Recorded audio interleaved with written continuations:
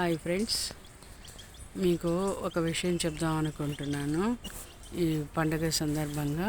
అది ఏంటంటే, ఎప్పుడు కూడా తులసి మొక్క మనకి దారిలో లేచినా ఎక్కడైనా లేచినా కూడా ఎటువంటి పరిస్థితుల్లో దానంతటా అదే తులసమ్మ నిద్రపోయేదాకా కూడా మనం పీకి బయట పారేయకూడదండి. మా బంధువులు ఒక ఆవిడ వచ్చింది శుక్రవారం నాడు. ఆవిడ వచ్చి రాగానే మాకు చెప్పకుండానే దారిలో లేచింది, ఎందుకు ఇది అడ్డు అని చెప్పేసి బాగా పెరిగి చక్కగా ఏపుగా పెరిగిన తులసమ్మని పీకి పారేసిందండి. పీకి పారేసేసి దాన్ని మళ్ళీ వేరే చోట పాతిపెట్టకుండా అట్లా దారిలో వదిలేసిందండి. మేము మళ్ళీ అది ఎట్లాంటి ప్రభావం చూపిస్తుందంటే, ఆవిడ మా ఇంటికి వచ్చి తులసమ్మని పీకి పారేసినందువల్ల వెంటనే 24 గంటలు గడవక ముందే మా ఇంట్లో స్పైక్ పాడైపోయిందండి. 900 రూపాయలు పెట్టిన అది ప్లగ్గులు పెడతాం కదండి, రకరకాల ప్లగ్గులు, అది స్పైక్ అంటారు, అది పాడైపోయిందండి. వెంటనే అది ఎందుకు పనికి రాకుండా పోయింది, పెద్దగా స్పార్క్ వచ్చి పాడైపోయిందండి. తులసమ్మతో పెట్టుకుంటే ఆటలు కాదండి. చాలా తులసమ్మని నిర్లక్ష్యం చేస్తే చాలా ప్రభావాన్ని అది రుచి చూడాల్సి వస్తుందండి. అది ఏమిటంటే, కొంతమందిని మనం గౌరవించి ఇంటికి వచ్చిన అతిథిగా గౌరవించి మనం ఏమీ అనలేం కదా. ఆ మంచితనాన్ని అడ్డుగా తీసుకుని వాళ్ళు మన మంచితనాన్ని చేతకానితనంగా భావించి వాళ్ళు ఇష్టం వచ్చినట్టు ప్రవర్తిస్తూ ఉంటారండి.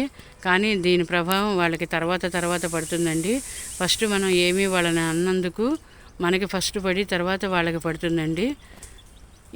వెంటనే అదే కాకుండా ఈరోజు పండగ పూట కూడా నాకు విపరీతమైన ఆరోగ్య సమస్యతో బాధపడుతున్నాను.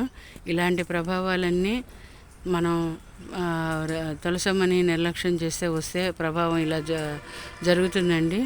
ఇప్పుడు అది పెట్టినా కూడా ఇంత పెద్ద మొక్కని పీకేసినందువల్ల, అది కూడా మధ్యాహ్నం పూట పీకేస్తే మొక్కలు బతకవండి. పీకేసి మళ్ళీ పెట్టినా కూడాను చూసారా పచ్చగా ఉన్న తులసమ్మ ఎలాగా వాడిపోయిందో.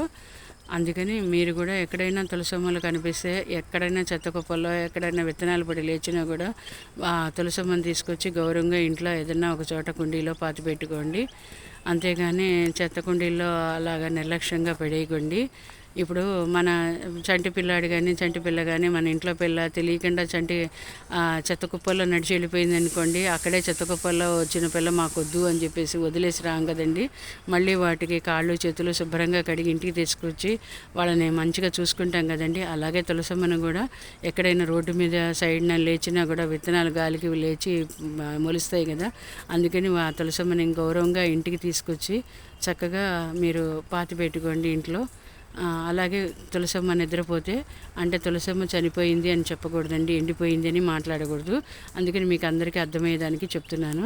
తులసమ్మ కనుక ఒకవేళ నిద్రపోతే ఏదైనా ఎక్కడైనా మనకు తెలిసిన చోట్ల హోమాలు, గుళ్ళలో హోమాలు అవి చేస్తుంటారు కదండి, యాగాలను, అట్లాంటి వాటిల్లో లేదా బాబా ధుని ఉంటుంది కదా, బాబా టెంపుల్లో, ఆ ధునిలో కానీ బాగా ఎండిపోయిన తర్వాత చిన్న చిన్న పుల్లలుగా చేసి ఆ ధునిలో వేయండి.